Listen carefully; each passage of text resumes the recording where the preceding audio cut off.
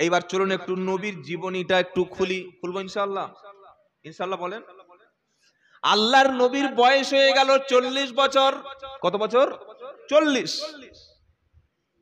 40 বছর বয়স পর্যন্ত, তার আগে আল্লাহর পক্ষ থেকে কিন্তু কোনো ওহী আসেনি, কোরআন আসেনি, কিছুই আসেনি। মক্কার মানুষ তাকে দুটো নাম ধরে ডাকতো, একটা হলো আল আমিন আর একটা হলো আস-সাদিক। আল আমিন মানে বিশ্বাসী, আস-সাদিক মানে হলো সত্যবাদী। বিশ্বাসী এবং সত্যবাদী এই নামটা যখন নবীজি মক্কার জমিনে পেয়ে গেল, 40 বছর 11 দিন বয়সে রমজান মাস যখন চলছিল, আল্লাহ পাক তার হাবিবকে বলছে, হাবিব গো, আমি এবার তোমাকে নবুয়তের দায়িত্বটা পালন করতে পাঠিয়েছি। শাহরু রমাদানাল্লাযী উনজিলা ফীহিল কুরআন। একদম দ্বিতীয় পারা 8 নম্বর পৃষ্ঠায় 1 নম্বর লাইনের 185 নম্বর আয়াত, সূরার নাম বাকারা। আল্লাহ পাক বলছেন, নবী, এই মহাগ্রন্থ কোরআন আপনার উপরে আমি নাজিল করেছি পবিত্র রমজান শরীফের মাসে। কেন নাজিল করেছি? শুধুমাত্র আপনি পড়বেন আর আপনার সাহাবারা পড়বেন এজন্য না, বরং হুদাল্লিন্নাস, সমস্ত মানব মণ্ডলীর হেদায়েতের জন্য কিতাব। বলুন সুবহানাল্লাহ।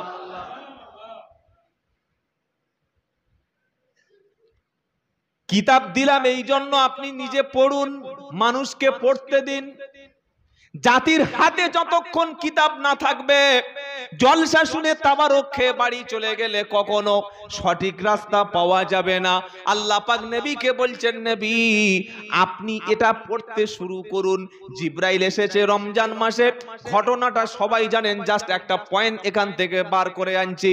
জিব্রাইল এসে রমজান মাসে নবীকে প্রথম যেটা শোনালেন, ইকরা বিসমি রাব্বিকাল্লাযী খালাক খলাকাল ইনসানা মিন আলাক ইকরা রাব্বুকাল আকরাম আল্লাযী আল্লামা বিল, কি জোরে বলেন না, কলম। কলমের শক্তি যে কত, এটা শিক্ষিত মানুষ ছাড়া কেউ মূল্যায়ন করতে পারবে না। একটা জাতির বিপ্লব হয়েছে কিতাব এবং কলম দিয়ে। সুবহানাল্লাহ বলেন। রাস্তায় নেমে 5000 লোক প্রতিবাদ করছে, 5000 অশিক্ষিত রাস্তায় নেমে প্রতিবাদ করছে, পেটে কিন্তু শিক্ষা নাই। নারায়ে তাকবীর, আমরা হুজুরের ভক্ত, শিরায় শিরায় রক্ত, সব কিন্তু মূর্খ। কি বললেন? আর অন্য একটা কমিউনিটির মানুষ হাতে একটা কলম নিয়ে হাইকোর্টে একদম জজের চেয়ারে বসে আছে। এরা 5000 প্রতিবাদ করছে রাস্তায় নেমে। অন্য একজন কমিউনিটির মানুষ, সে শিক্ষা অর্জন করে শিক্ষিত হয়ে কোর্টের জজের চেয়ারে বসে একটা কলম চালিয়ে দিল, মুহূর্তের মধ্যে 144 জারি হয়ে গেল। বলুন, এই 5000 ভক্তের ক্ষমতা বেশি না একটা কলমের ক্ষমতা বেশি? জোরে বলেন। এই কলম যদি জাতির কাছে না থাকে, নারায়ে তাকবীর ফাটিয়ে দিয়ে জীবনে কোনোদিন প্রতিবাদ করে কিছু লাভ হবে না। আল্লাহ পাক শোনাচ্ছে, আল্লাযী আল্লামা বিল কলম আল্লামাল ইনসানা মা লাম ইয়ালাম। 5টা বাক্য প্রথম নবীর উপরে রমজান মাসে জিবরাইল এসে শোনালেন। প্রথম যেটা বললেন, ইকরা, পড়ুন। আল্লাহর নবী বলছেন, আমি তো পড়তে পারি না। আমি কোরআন আসার আগে মক্তব, মাদ্রাসা কোন জায়গায় আল্লাহ আমাকে শিক্ষা দেননি, আমি পড়বো কিভাবে? আবার বললেন পড়ুন। তাহলে কোরআনের প্রথম যে দাবি, কোরআনের প্রথম যে বিপ্লব, কোরআনের প্রথম যে শিক্ষা ছিল, সেটা অন্য কিছু নয়, সেটা হলো জাতি তোমরা সর্বপ্রথম পড়াশোনা করো। সুবহানাল্লাহ বলেন। জাতি পড়ো, পড়লেই তবে তুমি জ্ঞান চর্চা করতে পারবে, পড়লেই তবে তুমি নেতৃত্ব দেবে, পড়লেই তবে তুমি সবার উপরে সম্মান পাবে।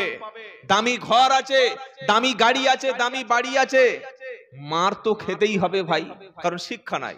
তবে আলহামদুলিল্লাহ, এই যে কেরালা মডেল স্কুল, আলহামদুলিল্লাহ বলতে ইচ্ছা করে না? এটা আল্লাহর পক্ষ থেকে একটা রহমত। সুবহানাল্লাহ বলেন। কি রকম রহমত? কেরালা মডেল স্কুল যে পশ্চিম বাংলা ব্যাপী শিক্ষার একটা আন্দোলন শুরু হয়েছে, আমার বিশ্বাস একদিন না একদিন এই শিক্ষা আন্দোলনটা বাংলার প্রতিটা ঘরে ঘরে পৌঁছে যাবে। বলুন সুবহানাল্লাহ। নবী যখন বললেন, জিব্রাইল যখন বললেন পড়ুন, নবী বলছেন জানি না পড়তে পারি না। জিব্রাইল নবীকে 3 বার ভালো করে আলিঙ্গন করলেন, চেপে ধরলেন। নবীজির মুখ দিয়ে বার হয়ে গেল কোরআনের 5টি আয়াত। নবীজি বাড়ি চলে গেলেন, 5টা আয়াত পেয়ে গেল, আর কোনো বাক্য তখন নাই। আল্লাহ নবীকে আবার আল্লাহ পাক শোনাচ্ছে, হাবিবিয়া আইয়ুহার রাসূল বাল্লিগ মা উনজিলা ইলাইকা মির রাব্বিক ওয়া ইল্লাম তাফআল ফামা বাল্লাগতা রিসালাতা ওয়াল্লাহু ইয়াইসিমুকা মিনান নাস। জোরে বলুন আল্লাহু আকবার।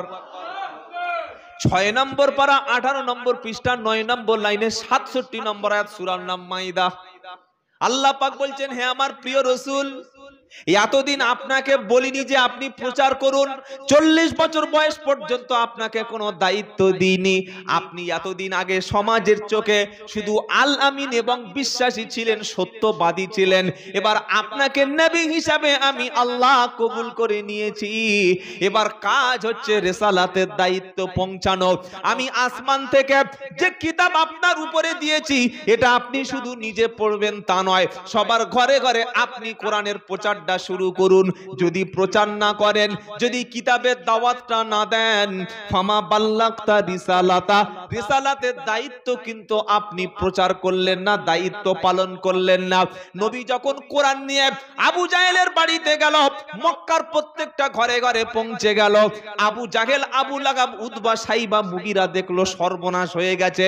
সবাই যদি কোরআন শিখে যায়, সবাই যদি ইলম চর্চা করে, সবাই যদি শিক্ষিত হয়, জ্ঞানী হয়, তাহলে আমরা আরো ব্যবসা করে খেতে পারবো। জোরে বলেন। আচ্ছা, এখানে যারা এসেছেন অনেক ভালো মানুষ, শিক্ষিত আছে। সবাই যদি কোরআনুল কারীমের অর্থ বুঝতেন, সবাই যদি হাদিস বুঝতেন, আজকের কি আর জলসা দেওয়ার দরকার হতো? জোরে বলেন, দরকার হতো না। আবু জেহেল খুব ভালো করে বুঝেছিল মুহাম্মদ সাল্লাম যে শিক্ষার আলো সমাজে জ্বালিয়ে দিয়েছে, এই আলো যখন সবার বাড়িতে বাড়িতে পৌঁছে যাবে, এতদিন 360টা দেবীর কাছে যে মানুষকে মাথা নিচু করতে বলেছি, কোরআন পৌঁছে গেলে ওটা অটোমেটিক বন্ধ হয়ে যাবে। কথা বুঝতে পেরেছেন না পারেন নাই? আবার এই রকম কথা সূরা বাকারার 173 নম্বর আয়াতে লেখা আছে, আমাদের নবী মুহাম্মদ মুস্তাফা সাল্লাল্লাহু আলাইহি সাল্লামের উপরে কোরআন আল্লাহ নাজিল করেছেন। আর মুসা নবীর উপরে আল্লাহ কি কিতাব পাঠিয়েছিলেন বলেন? যদি বলেন তাওরাত। কি নাম? ও তাওরাত। মুসা নবীর উপরে কি এসেছে? তাওরাত। ঈসা আলাইহিস সালামের উপরে ইনজিল। এই যে ইসরাইলের অভিশপ্ত ইহুদি, যারা আজকের আমাদের ভাই, কলেমার ভাই, নিরীহ অসহায় ভিকটিম ফিলিস্তিনিদেরকে শহীদ করছে, হত্যা করছে নির্বিচারে, এই ইহুদি জাতি নিকৃষ্ট লানত প্রাপ্ত জাতি, তাদের উপরে আল্লাহ পাক তাওরাত নাজিল করেছিলেন। বলুন সুবহানাল্লাহ। তাওরাতের মধ্যে মুহাম্মদ সাল্লাল্লাহু আলাইহি সাল্লামের নাম অসংখ্যবার এসেছে। তাওরাতের মধ্যে মুহাম্মদ নবী সাল্লাল্লাহু আলাইহি সাল্লামকে প্রশংসা করা হয়েছে। বলুন সুবহানাল্লাহ। আরবের জমিনে বড় বড় ইহুদি পণ্ডিত ছিল। ইহুদি পণ্ডিতগুলো তাওরাতের মধ্যে মুহাম্মদ সাল্লাল্লাহু আলাইহি সাল্লামের নাম যেখানে লেখা ছিল, সেই নামগুলো তারা গোপন করত। কখনো নবীর প্রশংসা তারা জীবনে করত? জোরে বলেন না। এদিকে আল্লাহ পাক নবীকে নবুয়াত দিলেন। আর তাওরাত কিতাব যে সমস্ত ওই ইহুদি আলেমদের কাছে ছিল, তারা নবীর প্রশংসার জায়গাগুলো বাদ দিত, সেই অংশগুলো জীবনে মানুষের কাছে প্রচার করত না। কেন জানেন? তারা জানতো যদি মুহাম্মদ সাল্লাল্লাহু আলাইহি সাল্লামের কথাগুলো তাওরাতে যেগুলি বলা আছে, এগুলি যদি প্রশংসা করতে শুরু করে দিই, সবাই আল্লাহর নবীর দরবারে চলে যাবে, সবাই নবীর হাতে হাত দিয়ে কলেমা পড়ে মুসলমান হবে। আমাদের দরবারে কোনো লোক আর, জোরে বলেন, আসবে না। আর ইহুদিদের দরবারে যখন ভিড় হবে না, মানুষের মাথায় কাঁঠাল রেখে কবর করে খাওয়া। জোরে বলেন যাবে না। তাই সত্য তারা গোপন করেছিল, কিতাবের অংশ গোপন করেছিল। এই কথাটা আল্লাহ সূরা বাকারা 173 নম্বর আয়াতে চোখে আঙ্গুল দিয়ে ভণ্ডদেরকে বুঝিয়ে দিয়ে বলছেন, ইন্নাল্লাযীনা ইয়াকতুমুনা মা আনজালাল্লাহু মিনাল কিতাবি ওয়া ইয়াশতারুনা বিহি সামানান قليلا أولئك ما يأكلون في بطونهم إلا النار ولا يكلمهم الله يوم القيامة ولا يزكيهم ولهم عذاب أليم জোরে বলুন সুবহানাল্লাহ। আল্লাহর কিতাব যত শুনবেন তত মানুষ হেদায়েত হবে, বলুন সুবহানাল্লাহ। একদম দ্বিতীয় পারা 5 পৃষ্ঠা 3 নম্বর লাইনের 173 নম্বর আয়াত, সূরার নাম বাকারা। আল্লাহ পাক বলছেন ওই ইহুদি পণ্ডিতদের স্বভাবটা সমাজে প্রচার করছেন কে? আল্লাহ। তাদের স্বভাব চরিত্র ছিল তাওরাতের মধ্যে, এদিকে নবী নবুয়াত পেয়ে গেছে, আর তাদের কাছে ইহুদি আলেমদের কাছে তাওরাত রয়েছে। সেই তাওরাতের মধ্যে আল্লাহর নবীর প্রশংসা যেখানে এসছে সেগুলো কিন্তু তারা মানুষের কাছে পড়তো। জোরে বলেন না। কেন পড়তো না তো বুঝতে পেরেছেন, পড়লেই কিন্তু সব লোক মুসলমান হয়ে যাবে, সুবহানাল্লাহ বলেন। তারা পৃষ্ঠাগুলো হাত দিয়ে চেপে রাখতো, সেগুলো উল্টে অন্য কথাগুলো বলতো। আল্লাহ পাক শোনাচ্ছে, ইন্নাল্লাযীনা ইয়াকতুমুনা মা আনজালাল্লাহু মিনাল কিতাব, নিশ্চয়ই আমার কিতাব থেকে যারা গোপন করে। কি গোপন করে? সেই কথাগুলো গোপন করে যেগুলো প্রকাশ হয়ে গেলে তাদের পেটের ব্যবসা। জোরে বলেন। আপনারা বলবেন যে পেটের ব্যবসাটা কোথায় লেখা আছে? তার পরের অংশটাই লেখা আছে। কি লেখা আছে? ওয়ায়াশতারুনা বিহি সামানান কলিলা। আল্লাহ পাক বলছে এই জন্য তারা কিতাবের সত্য কথাগুলো গোপন করে, যে সত্য কথাগুলো যদি সমাজে প্রকাশ হয়ে যায় আর তারা তুচ্ছ মূল্যের আর তারা কিতাবকে বিক্রি করে খেতে পারবে না। তুচ্ছ মূল্য পাওয়ার জন্য, হাদিয়া পাওয়ার জন্য, উপঢৌকন পাওয়ার জন্য, ভক্তকে ভক্ত কিয়ামত পর্যন্ত টিকিয়ে রাখার জন্য, মানুষকে অন্ধ করে রাখার জন্য, মানুষকে অশিক্ষিত করে রাখার জন্য, মানুষ যাতে কোরআন না শিখতে পারে, মানুষ যাতে মুহাম্মদ সাল্লাল্লাহু আলাইহি সাল্লামের হাতে কলেমা পড়ে মুসলমান না হতে পারে, সেজন্য আয়াতের অংশগুলো চেপে দিত। আল্লাহ পাক বলছে তুচ্ছ মূল্য পাওয়ার জন্য, কিছু হাদিয়া পাওয়ার জন্য, কিছু সম্পদ দুনিয়াতে রুটি রুজি উপার্জনের জন্য আল্লাহর কিতাবকে গোপন করেছে যারা।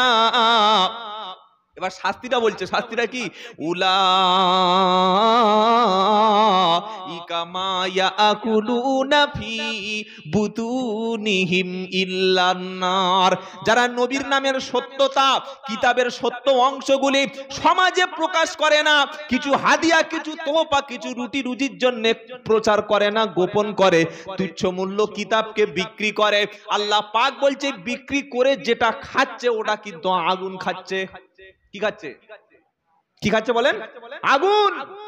ও যে আল্লাহর কিতাব গোপন করছে, সত্য প্রচার করছে না, এমন সব কথা সমাজে মিথ্যা করে প্রোপাগান্ডা ছড়াচ্ছে, এইগুলো সমাজে বলে মানুষের কাছ থেকে হালুয়া, রুটি রুজি, নিজের গাড়ি বাড়ি, নিজের ভবিষ্যৎ, নিজের নামে জমি, নিজের নামে জমি, এমনকি অনেক বক্তা, অনেক হুজুর আছে, আমি নাম ধরে বলতে পারি, বলবো না, নিজের নামে গাড়ি নয়, নিজের বউয়ের নামে পর্যন্ত গাড়ি কিনে দিয়েছে। চিন্তা করতে পারেন? নিজের বিবির নামে গাড়ি। কেন ভাই? ড্রাইভার বলছে, হুজুরের ড্রাইভার ফোন করে বলছে যে আমি মাঝে মাঝে হুজুরের বউমাকে নিয়ে বেড়াতে যাই, মানে ঘুরতে যাই। কেন? বললে হুজুরের গাড়ি সব সময় জলসায় ছোটে, হুজুরের বউ বলছে দেখো আমাদের শখ শান্তি নাই, আমরা একটু দীঘায় যাব না, একটু বকখালি যাব না, পুরী যাব না, একটু মন্দারমণি চিড়িয়াখানা যাব না, তো তোমার গাড়ি তুমি জলসায় ঝামেলা করবে, আমার একটা গাড়ি কিনে দাও। কথা বুঝতে পারছেন না? পারেন না? আপনাদের অসুবিধা হচ্ছে না তো? আল্লাহ পাক তাই শোনাচ্ছে, কিতাব গোপন করত ইহুদিরা। আজও পর্যন্ত বাংলার জমিনে এমন কিছু মানুষ আছে, এই বিশাল শিক্ষা আন্দোলন যে মুফতি আব্দুল মাতিন সাহেব কাইম সাহেব অল ইন্ডিয়া সুন্নাতুল জামাত আলহামদুলিল্লাহ চালু করেছে, মানুষ হাজার হাজার মানুষ সত্য জানতে পারছে, এসে আল্লাহর কোরআন নবীর হাদিস জানতে পারছে, আলেম ওলামাদের জীবনী পড়তে পারছে, শিক্ষার সঙ্গে মিশে তাদের জীবনকে পরিবর্তন করে নিচ্ছে। বয়স্ক মহিলারা কোরআন শিখছে, বৃদ্ধ মানুষেরা এতক্ষণ পর্যন্ত যারা কোরআন জানতো না, নামাজে ভুল উচ্চারণ করে পড়েছে, তারা যখন সহি করে কোরআন পড়তে পারছে, আর কিছু হারামখোর রুটি রুজি টিকিয়ে রাখার জন্য, নিজের পেট পকেট টিকিয়ে রাখার জন্য তারা বলছে কেরালা মডেল মাদ্রাসা যেন ওখানে পড়বি না, পড়তে দিবি না, ওখানে নাকি শাফি মাযহাবের কিতাব পড়ানো হয়। কি মাযহাবের কিতাব? শাফি মাযহাবের কিতাব। আমি গত এক সপ্তাহ আগে শুনছিলাম একটা ভিডিও, একটা বক্তা নাম ধরা বক্তা, নাম করা বক্তা, এখন বক্তা হওয়ার জন্য কিন্তু আর মাদ্রাসায় পড়তে হয় না। মাথায় 200 টাকার টুপি, 150 টাকার রুমাল, 4 মিটার জামা, 500 টাকার সাদা একটা লুঙ্গি, আর সুর যদি গলায় ভালো থাকে ব্যাস, তারা ধরে কে। কিন্তু বক্তব্য যাকে দিয়ে তাকে দিয়ে করাবেন না। যে কোনো হুজুরকে বাড়িতে দাওয়াত করে খাওয়ান, ইমামতি করতে দিন, তাও ঠিক আছে, কিন্তু বক্তব্য করতে দেওয়ার আগে আগে খবর নেবেন যে ইনি আলেম কিনা। কি কিনা? আলেম কিনা। যাকে দেখে ড্রাইভারের সিটে বসিয়ে দেবেন। আপনার 20 লাখ 22 লাখ টাকার গাড়ি অযোগ্য ড্রাইভারকে দিয়ে যদি ড্রাইভিং করতে দেন, আপনার জীবনের কোনো দায়িত্ব থাকবে? যে কোনো মুহূর্তে আপনার জীবন শেষ করে দেবে। এতগুলো মানুষ যদি একটা ইলম চর্চা করে, জ্ঞান নেয়, সেই ব্যক্তির কাছ থেকে জ্ঞান নিন যার কাছে ইলম রয়েছে, যাকে আল্লাহ জ্ঞান দিয়েছে। আল্লাহ পাক আলেমদের মুহাব্বত আমাদের হৃদয়ে রাখার তৌফিক দান করুক, বলুন আমিন। আমরা আলেমদের শ্রদ্ধা করি, ভালোবাসি, কারণ আলিমরা হলেন নবীর ওয়ারিস, বলুন সুবহানাল্লাহ। নবী জমি রেখে যায়নি, নবী কোনো ফ্ল্যাট রেখে যায়নি, ফিশারি জলকর রেখে যায়নি, কিন্তু আল্লাহর নবী চলে যাওয়ার আগে অসংখ্য আলেমে দ্বীন নবীদের ওয়ারিস, নবীদের উত্তরসূরি রেখে গেছেন। তারা হচ্ছেন যোগ্য হাক্কানি ওলামায়ে কেরাম, বলুন সুবহানাল্লাহ। আর সেই ওলামায়ে কেরাম যারা কোরআনে যেমন লেখা আছে তেমন বলে, হাদিসে যেমন লেখা আছে তেমন বলে, সমাজে দ্বীন প্রতিষ্ঠার জন্য, শিক্ষার জন্য, মানুষের কাছে ইসলামের দাওয়াত পৌঁছে দেওয়ার জন্য মার খায়, জেলে যায়, ফাঁসি হয়, অপমান সহ্য করে, নিজের চিন্তা করে না, বরং জাতির চিন্তা করতে করতে কবর পর্যন্ত চলে যায়, বলুন সুবহানাল্লাহ।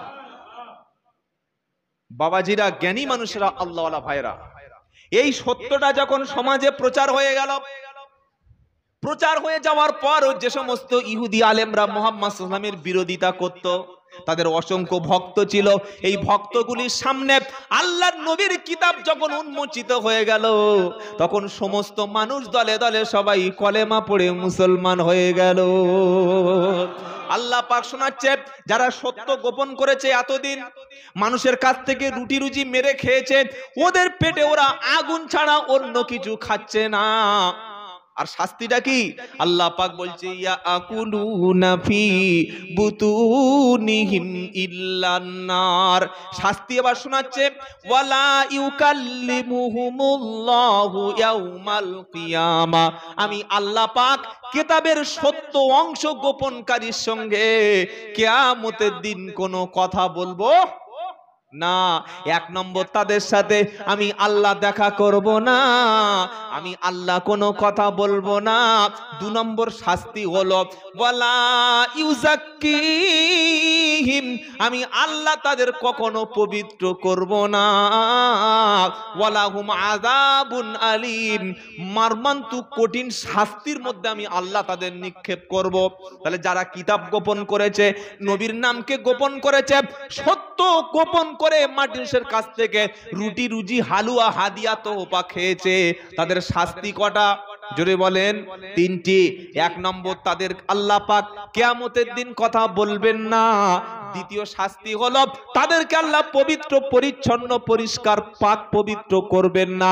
তৃতীয় হলো, জাহান্নামে মর্মান্তিক শাস্তি দেবে। কারণটা কি? কারণ তার পরে আল্লাহ বলছে, উলাইকাল্লাযীনা ইশতারাউদ-দালালাতা বিল হুদা, ওরা সঠিক রাস্তা বাদ দিয়ে বেঁকা পথ, গোমরাহির পথটা কিনে নিয়েছে। কথা বুঝতে পারছেন?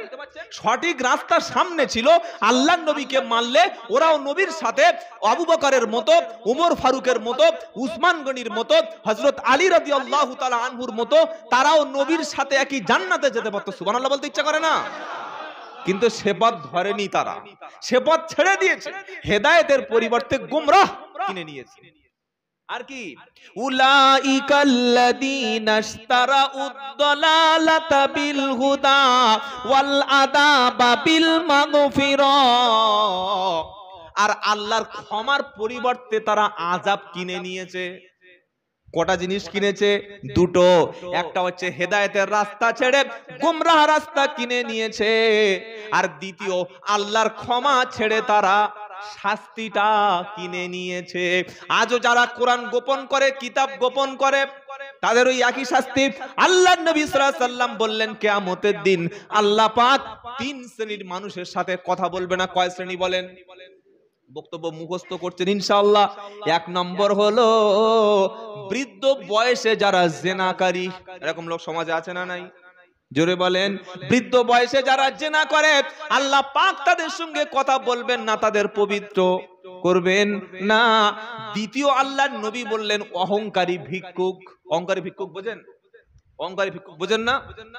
1 কেজি চাউল হলে 50 টাকা হলে সারাদিন চলে যায়, ভিক্ষা করতে সে লা ইলাহা ইল্লাল্লাহ মাগো দুটো ভিক্ষা দাও, 10 টাকার বদলে 2 টাকা দিলে মুখের উপরে ছুঁড়ে ফেলে দেয়। আছে না নাই? যদি বলো আছে। আমার মাদ্রাসার নাম করে চাঁদা তুলে খাওয়ার লোকের অভাব নাই। কথা বুঝতে পেরেছেন? আমি বারাইপুর চাম্পাটি এলাকায় থাকি। একদিন সকালবেলা ঘুম থেকে ফজরের নামাজের পরে উঠে দেখি কানে হাত দিয়ে বলছে, বাবা কোরআন শরীফ একটা দিলে তার বাপ মা সবাই জান্নাতি হলো। বাহ, একটা কোরআন শরীফ দান করলে সবাই যদি জান্নাতি হতো তাহলে নামাজ পড়বো কেন, দাড়ি রাখবো কেন, আর আমি কোরআন শিখবো কেন? কি মনে হচ্ছে? জিজ্ঞাসা করলাম, ভাই তোর গাড়ি কোত্থেকে এসছে? বললে ক্যানিং এর ওই দিক থেকে, সুন্দরবন এলাকা। মাদ্রাসা আছে? বললে হ্যাঁ এই তো মাদ্রাসার নাম বলে দিল। ফোন করলাম ক্যাশিয়ারের কাছে, ফোনের কোনো খবর নাই। ভালো করে তদন্ত করে দেখলাম ওটা মাদ্রাসা বলতে কিছু না, একটা মুরগির ফার্ম করে রেখেছে, চিটিংবাজি চলছে। আসল মাদ্রাসা যেখানে, সেখানে মানুষ দানটা সময় মতো পৌঁছাচ্ছে না, আর মাদ্রাসার নাম করে শত শত মাইকে চাঁদা তুলে লোকের খাচ্ছে। এটা হচ্ছে না? হয় না? এই হাওড়া জেলায় 3 থেকে 4 মাস আগে একজন অমুসলিম, শুনলে অবাক হয়ে যাবেন ষড়যন্ত্র, একজন অমুসলিম মাথায় টুপি, দাড়ি তো 1 মাস না চাঁচলে বা 3 মাস না চাঁচলে আমার চাইতে বড় দাড়ি হবে, হবে না? হবে না? এটা টুপির দাম 30 টাকা, আর দাড়ি না চাঁচলে দাড়ি গোপটা একটু ছোট করে সেলুন থেকে 10 টাকা দিয়ে ছিটে নিলাম, ব্যাস। একজন অমুসলিম হাওড়া জেলায় মসজিদে কালেকশন করতে গিয়ে কথা এবং তার বিলের সঙ্গে যখন মিলছে না তখন লোক ধরেছে। ধরার পরে যখন 2-4টে হাদিয়া তোবা দিচ্ছে, হাদিয়া তোবা বোঝেন তো, একটু যখন টিফিনের ব্যবস্থা করলো, পরে জানতে পারলো লোকটা মুসলমান না, আসলে একটা হিন্দু। চিন্তা করতে পারছেন কি কারবার চলছে? এই রকম ষড়যন্ত্র সমাজে তৈরি হয়ে গেছে।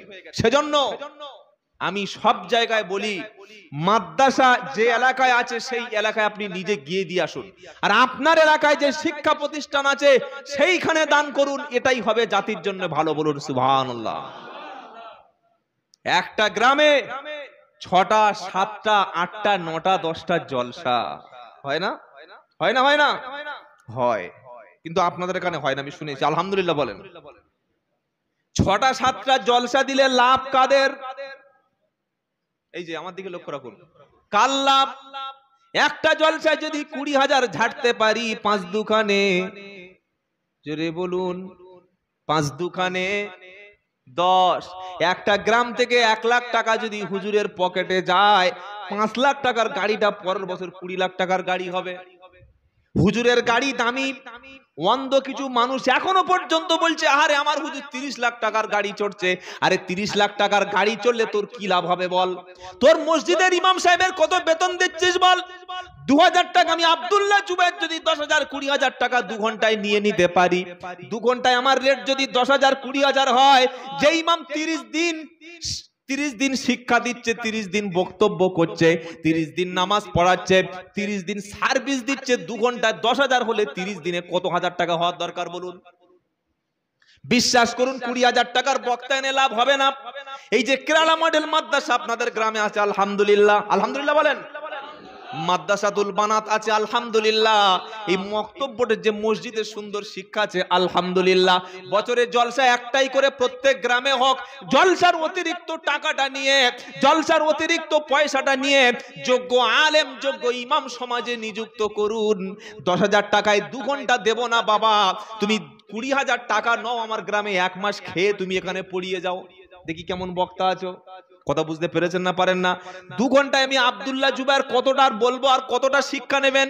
এর চাইতে 10,000 বা 20,000 টাকা দিয়ে যোগ্য ইমাম, যোগ্য আলেম, যোগ্য শিক্ষক সমাজে যদি প্রতিষ্ঠিত হয়, প্রত্যেকটা ঘরে ঘরে তখন আলেম তৈরি হবে। যদি বলুন সুবহানাল্লাহ। আলেম যখন বাংলার ঘরে ঘরে তৈরি হয়ে যাবে, আলেম যখন তৈরি হবে, সমাজ থেকে সমস্ত অন্ধকার দূর হয়ে যাবে। বললে কি করে? বললেন আল্লাহ পাক শোনাচ্ছে, আলিফ লাম রা কিতাবুন আনজালনাহু ইলাইকা লিতুখরিজান নাসা মিনাল যুলুমাতি ইলান নূর। একদম 13 নম্বর পারা, প্রথম লাইনের প্রথম আয়াত। সূরাটার নাম ইব্রাহিম। সুবহানাল্লাহ বলেন। আল্লাহ পাক বলছেন আলিফ লাম রা। কোরআন যেখানে যেমন টান আছে সেই রকম কোরআন পড়তে হয়। শুনতে পেলেন না? পেলেন না? সহি করে কোরআন পড়তে পারে না, সে বলছে আমি আন্তর্জাতিক খ্যাতি সম্পন্ন মুফাসসিরে কোরআন। ওরে সর্বনাশ! বক্তাদের নামের আগে যা ডিগ্রি লেখে, সাধারণ মানুষ মনে করে না জানি কি জিনিস আসছে। 2 ঘন্টা বক্তব্য হলো, একটা হাদিস নাই, একটা আয়াত নাই, শুধু চলছে ঘন্টার পরে ঘন্টা। লাভ কি আছে? মেজো হুজুরের বক্তব্য আজও পর্যন্ত আছে, নেটে শুনে দেখুন। আলহামদুলিল্লাহ বলেন। বক্তব্য যখন করতেন, কোরআনের আয়াত এবং হাদিসের অংশ ছাড়া কোনো কথাই তারা বলতেন না। বলুন সুবহানাল্লাহ। 2 ঘন্টা 3 ঘন্টা বক্তব্য। প্রথমে এসে নাহমাদু ওয়া নাস্তাইনু 4-5টা গজল বলতে বলতে আধ ঘন্টা। মাঝখানে একটা লম্বা ঘটনা শুরু হলো। সে ঘটনা কোনো সাহাবারও নয়, কোনো ইমামের নয়, কোনো আলেমের নয়, নবীর জীবনী নয়, বরং একটা আজগুবি গল্প বলল। যাওয়ার সময় 10 মিনিট কিয়াম সালাম দুরূদ শরীফ আর তাসবিহ পড়তে পড়তে চলে গেল। যাওয়ার আগে বলছে, বাবা 2 ঘন্টা হয়ে গেছে, পরের বক্তা নিয়ে এসো, আমি আরেক জায়গায় যাব, সেখানে পুরি খাবো। এটা চলছে সমাজে। তাই জলসা যত কম হবে তত সমাজে লাভ হবে। একটাই জলসা একটা গ্রামে হোক, পুরো গ্রাম মিলে একটাই জলসা। এটা পশ্চিম বাংলার মানুষ যত তাড়াতাড়ি বুঝবে, তবে জাতির উপকার হবে। আমি যত জলসায় যাই, এই নবী দিবসের অনুষ্ঠান শুরু হয়েছে আমার ওই এটা কি মাস চলছে ইংরেজি? সেপ্টেম্বর না অক্টোবর? অক্টোবর।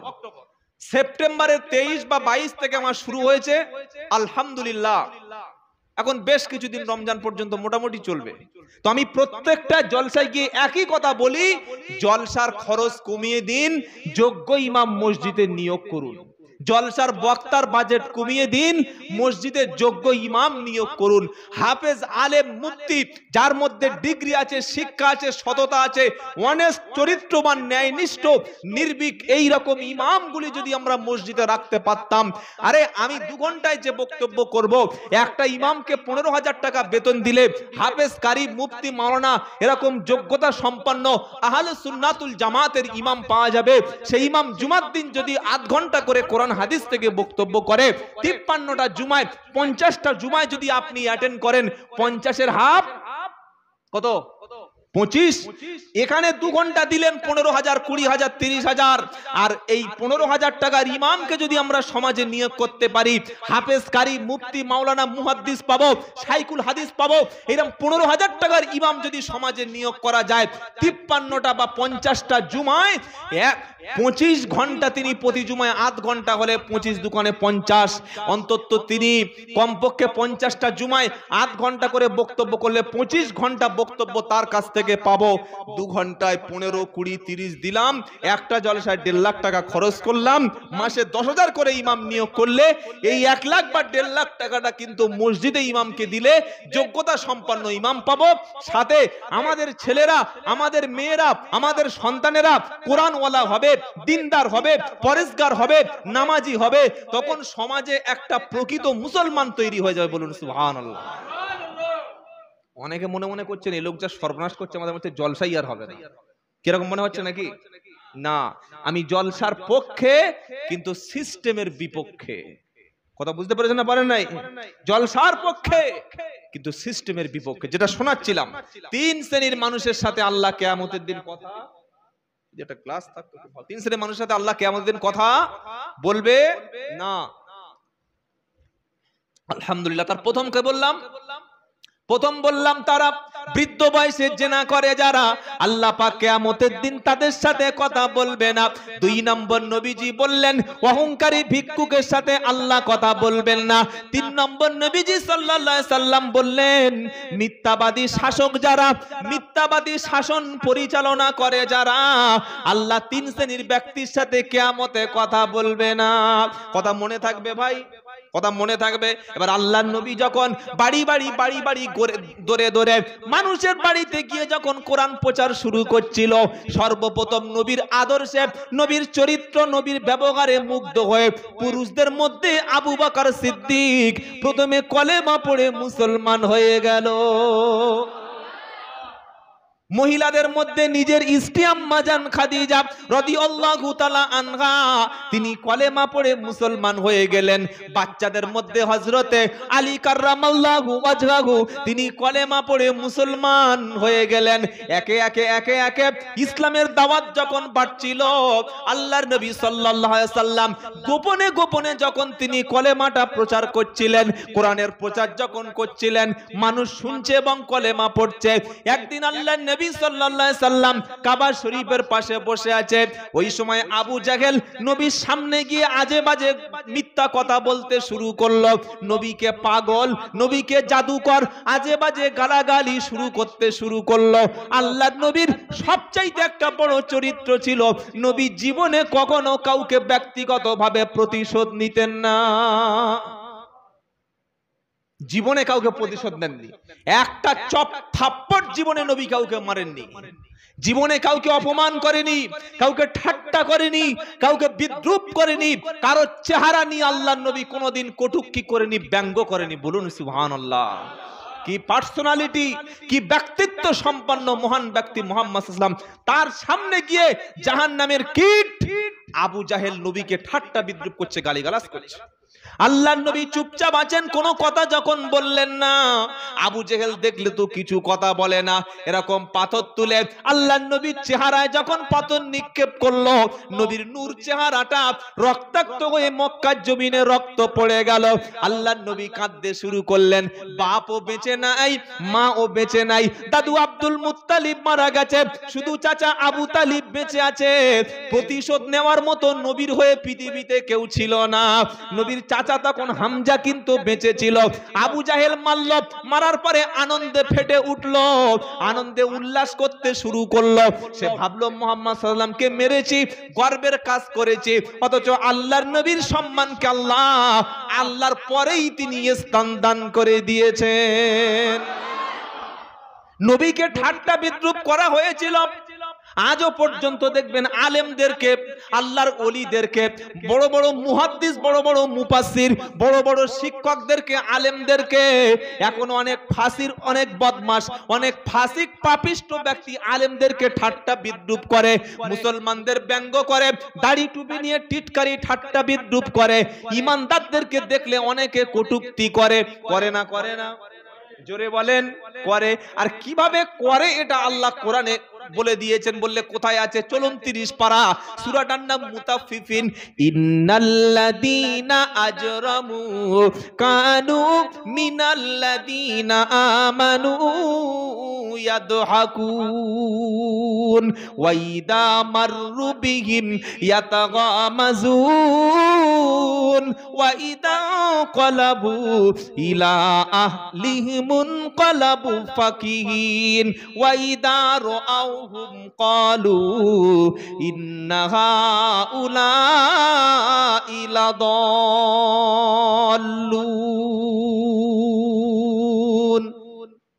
30 পারা সূরা মুতাফফিফিনের একদম শেষের 4-5টা বাক্যের আগের অংশ, ইন্নাল্লাযীনা আজরামু কানু মিনাল্লাযীনা আমানু ইয়াদহাকুন। এই অপরাধী যারা জাহান্নামে যাবে, আগুনের মধ্যে জ্বলবে, এদের বৈশিষ্ট্য, এদের বদ চরিত্র, এদের খসলত কি ছিল জানেন? এরা ঈমানদারদেরকে দেখলে হাসি ঠাট্টা করত। শুনতে পাচ্ছেন না? পাচ্ছেন না? ঈমানদার মুমিন ব্যক্তি আল্লাহর খাঁটি বান্দাদেরকে দেখলে হাসি ঠাট্টা বিদ্রূপ কটাক্ষ ব্যঙ্গ বিভিন্ন শব্দ ব্যবহার করত। আর কি করত? ওয়াইদা মাররু বিহিম ইয়াতাগামাজুন। ঈমানদাররা, নামাজি ব্যক্তি, মুমিন ব্যক্তি, মুসলমান রাস্তা থেকে চলে গেলে ওই কাফের বদমাশ ফাসিক লোকগুলি ঈমানদারদেরকে দেখলে চোখ টেপাটিপি করত। দেখেছো? কেউ দেখে নাও, আজে বাজে চোখের ইশারা করে চোখ টিপে বাজে বাজে কথা বলতো। কোরআন এমনি এমনি কি লোক জাহান্নামে যাবে নাকি? 1 নম্বর ঈমানদারদের গালাগালি করা, হাসি ঠাট্টা করা। দেখবেন এখনো অনেক লোক আছে আলেম বিদ্বেষী, অনেক লোক আছে ওলামা বিদ্বেষী, অনেক লোক আছে মুসলমান ঘরের ছেলে অথচ ছেলেকে মাদ্রাসায় দিতে লজ্জাবোধ করে। বলে হ্যাঁ আমার ছেলে মাদ্রাসায় পড়াবো, আমার ছেলে একদম আল আমিন মিশন, রামকৃষ্ণ মিশন, আরো খ্রিস্টান মিশনারি থেকে পড়ে এসা বড় MBBS MD ডাক্তার হয়ে আসবে। বৃদ্ধ বয়সে খবর নিয়ে দেখলাম যে ডাক্তারের বাপ আর ডাক্তারের মা দুজনে দেখি বৃদ্ধাশ্রমে ভাত পায় না, খাবার পায় না, ওখানে পড়ে আছে। কই চাচা তোমার সে ডাক্তার কোথায় গেল? আর বাবা কি বলবো, কপাল খারাপ, নসিব খারাপ। তুমি বলেছিলে না যে ছেলেকে আলেম করালে কোনোদিন ভালো মানুষ হয় না? আলেম করাবো, মৌলবি করাবো, লাভ কি আছে ভাই? মাদ্রাসায় 5000 না মসজিদে 6000, এর বেশি কি আর পাবে?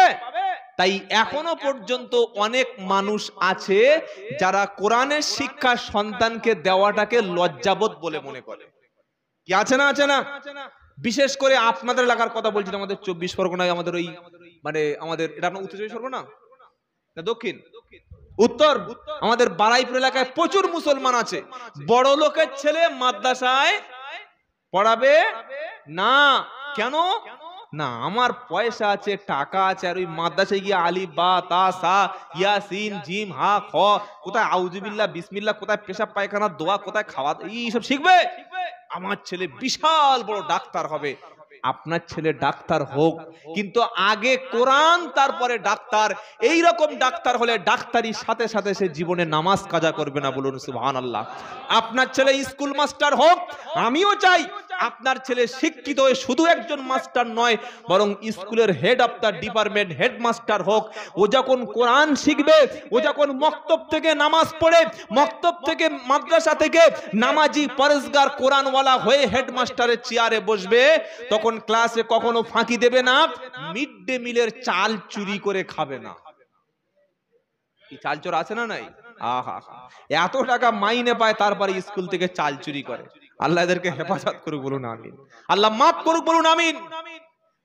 যে জাতি মানুষকে শিক্ষিত করতে পারে না, যে জাতি মানুষের হাতে বই খাতাপত্র তুলে দিতে পারে না, যে জাতি মানুষকে স্কুল কলেজ মাদ্রাসা মক্তব বোর্ড মসজিদ করতে পারে না, সেই জাতি তাবারক বিরানি খাইয়ে নারাই তাকবীর দিয়ে কখনো অস্তিত্ব টিকিয়ে রাখতে পারে না।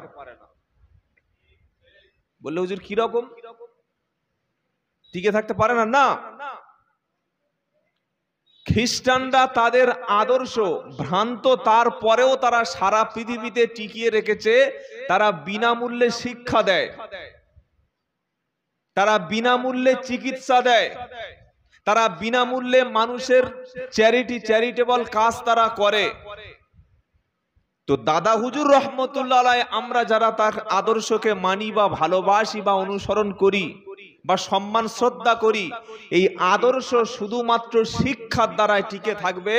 শুধু বাপের ছেলে তার ছেলে তার ছেলে এটা দিয়ে টিকে থাকবে, জোরে বলেন, না। আমি এসেছি অনেক আগে, প্রায় 8টা 5। আপনাদের এই যে সাদিয়াতুন নিসা কি জানো, হালিমাতু সাদিয়া বানাত, পুরো সিস্টেমটা আমি দেখলাম। এই এলাকায় শিক্ষার যে আলো মুফতি সাহেব জ্বেলেছেন এবং আপনারা যে সহযোগিতা করেছেন, আমার বিশ্বাস এই শিক্ষার আলো কিয়ামত পর্যন্ত টিকে থাকবে। বলুন সুবহানাল্লাহ। কি অসামান্য কাজ আপনারা করেছেন। আর কোরআনুল কারীমের মধ্যে ইলমের এত মর্যাদা, 1000 ইবাদতকারী ব্যক্তির চাইতে একজন আলিম তার মর্যাদা আল্লাহর কাছে 1000 গুণ বেশি। বলুন সুবহানাল্লাহ। ওয়াল্লাযীনা উতুল ইলমা দারাজা, আল্লাহ বলছে সম্মান তো তাদের জন্য, মানুষ রেসপেক্ট করবে তো তাদের, মানুষ তাদের পিছনে তো অনুসরণ করবে, তাদেরকে ভালোবাসবে যাদের আমি আল্লাহ ইলম দান করেছি। সুবহানাল্লাহ। এই ইলম যাতে আল্লাহর কাছে মানুষ চাইতে পারে, যেমন আমরা দোয়া চাই, চাই না? অনেক দোয়া আছে। রব্বানা যালামনা আনফুসানা ওয়া ইল্লাম তাগফির লানা ওয়া তারহামনা লানাকুনান্না মিনাল খাসিরিন। এই দোয়াটা মুখস্থ আছে আপনাদের? আছে না?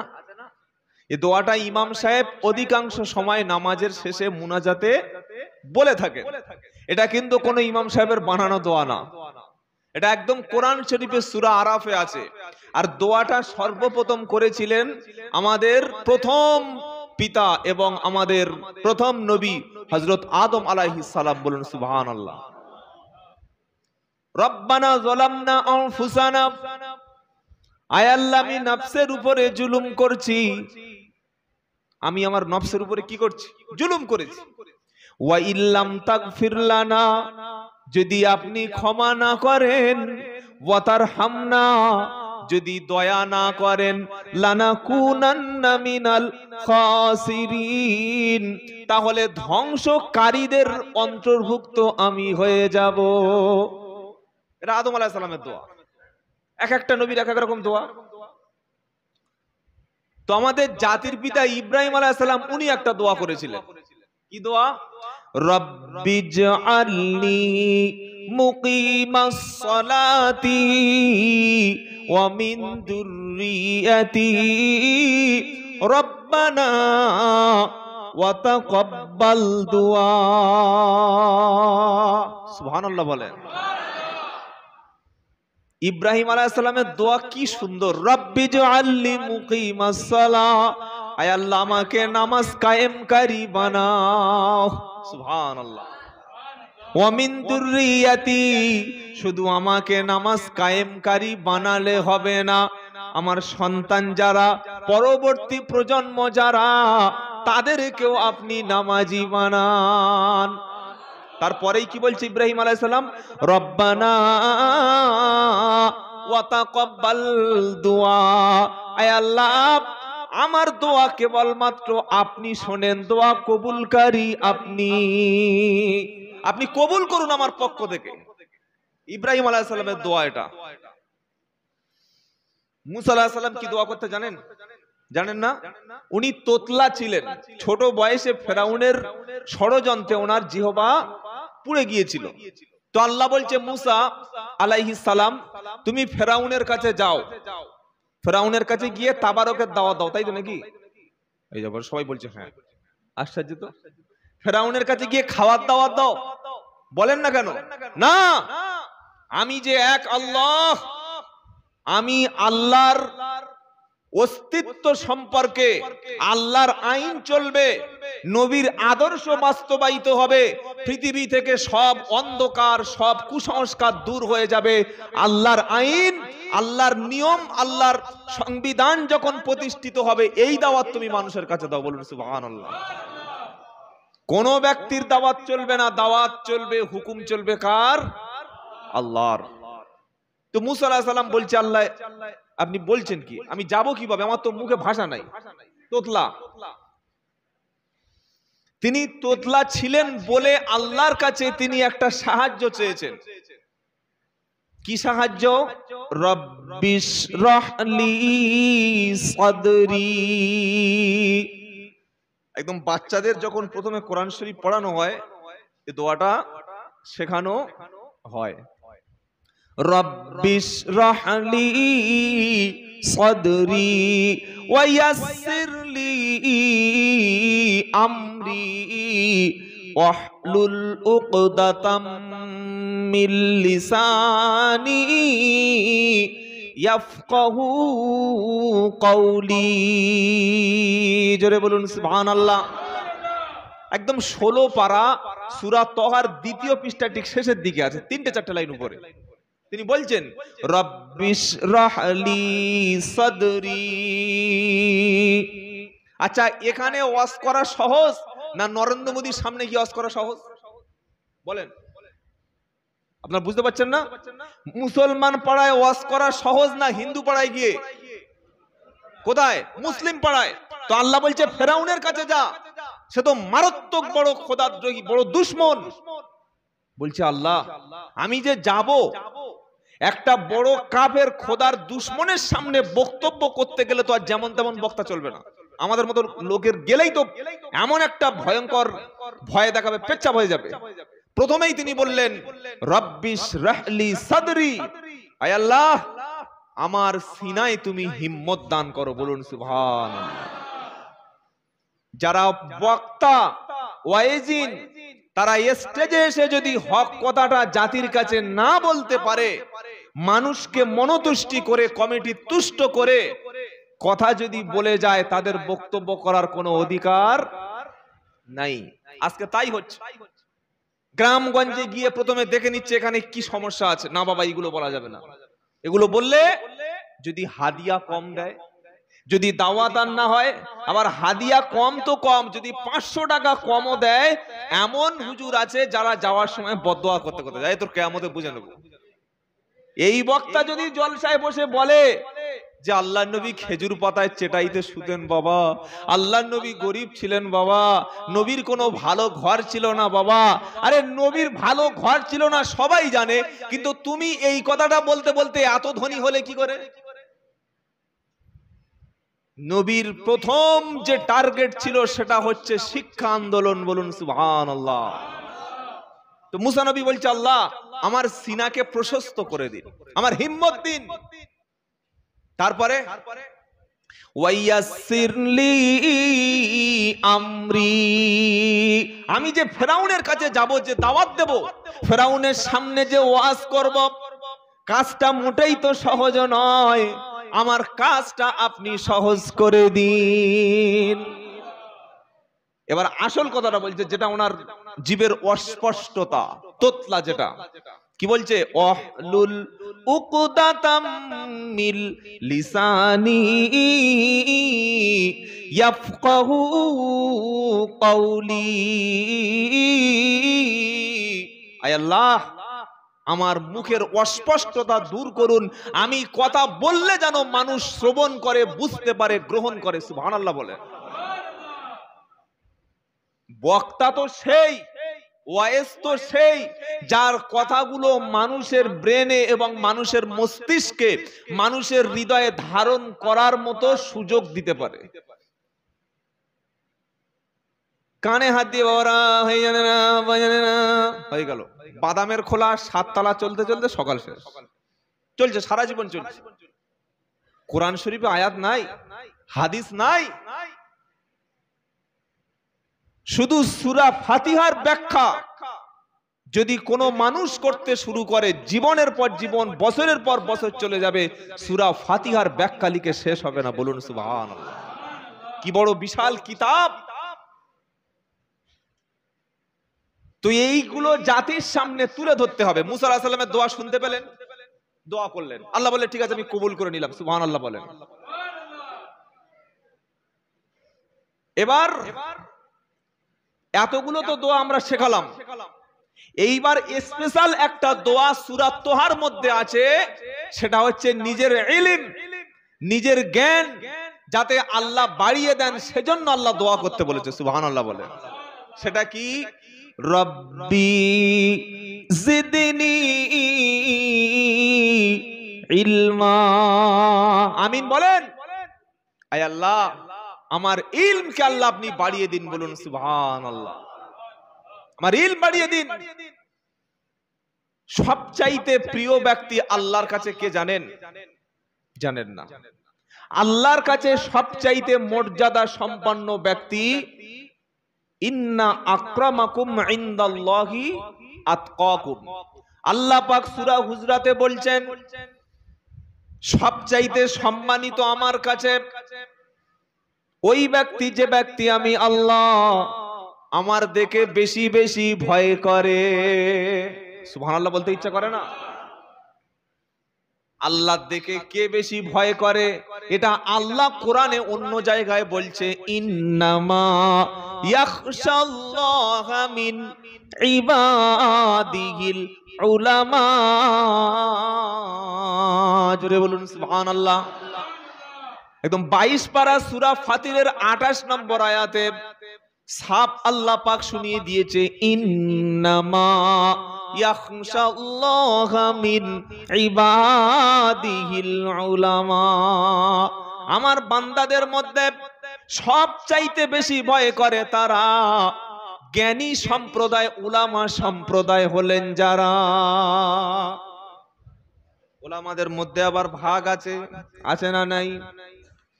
এক প্রকার আলেম। আবার আলেম কোন ব্যক্তি কাকে বলবেন?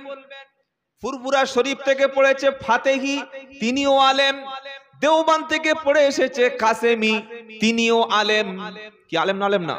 সাহারানপুর থেকে পড়ে এসেছে, তিনিও আলেম। আলিয়া থেকে পড়েছে আলিয়াবি, তিনিও আলেম। এরা সব ডিগ্রি। এগুলো কি ডিগ্রি? কিন্তু আলেম কাকে বলে?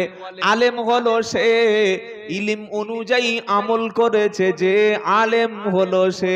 বলুন না সুবহানাল্লাহ।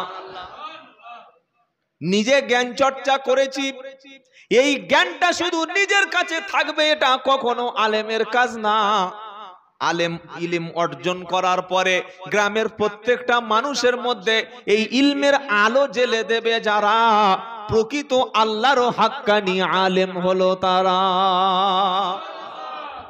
বললে হুজুর কি বলছেন, তার প্রমাণ কি? বড় পীর আব্দুল কাদের জিলানী রহমতুল্লাহ আলাইহ, সকলে আমরা জানি তিনি একজন পীর ছিলেন, ওলি ছিলেন, কিন্তু কত বড় আলেম ছিলেন, তার খেদমত কত, এটা আমাদের সবার জানা নাই। কিছু মনে করবেন না, আমাকে ক্ষমা করবেন। আজকের জলসায় গিয়ে দাদা হুজুর রহমতুল্লাহ আলাইহির যতগুলো তার কেরামতি আছে, জীবনী আছে, বক্তারা সুদ দিয়ে বলে, শ্রোতারা তখন শুনে আর সুবহানাল্লাহ নারায়ে তাকবীর বলে। কিন্তু দাদা হুজুর রহমতুল্লাহ আলাইহি যতগুলো শিক্ষা আন্দোলন করেছিলেন, বাংলা, আসাম, ত্রিপুরা, আমি ত্রিপুরা রাজ্যে প্রতি বছর আল্লাহ নিয়ে যায় 5 থেকে 6 বার আল্লাহ নিয়ে যায়, আলহামদুলিল্লাহ। সেখানে গিয়ে তার অবদান আমি দেখে এসেছি। শিক্ষা আন্দোলন কিভাবে সমাজ প্রতিষ্ঠা করেছিলেন। বছরে একদিন জলসা দিলে কখনো সেখানে ইসলাম প্রতিষ্ঠা হয় না। 364 দিন যেখানে পায়খানা থাকে, একদিন সেখানে আতর ফেলে দিলে কখনো আতরের খুশবু থাকবে? জোরে বলেন, থাকবে না। 364 দিন যাতে ইলমের আলোচনা হয়, সেজন্য মুজাদ্দেদ জামান আবু বকর সিদ্দিক রহমতুল্লাহ আলাইহি যেখানে গেছেন গিয়ে দেখেছেন মাদ্রাসা নাই, মক্তব নাই, শিক্ষা প্রতিষ্ঠান নাই। যাওয়ার সময় টাকাগুলো থুতু দিয়ে গুনে নিয়ে যেত না, সেই টাকাটা পকেট থেকে বার করে গ্রাম থেকে আরো কিছু টাকা সংগ্রহ করে সেখানে একটা মক্তব মাদ্রাসা প্রতিষ্ঠা করে গেছেন। তাই বাংলার জমিনে অসংখ্য আলেম তৈরি হয়ে গেছে।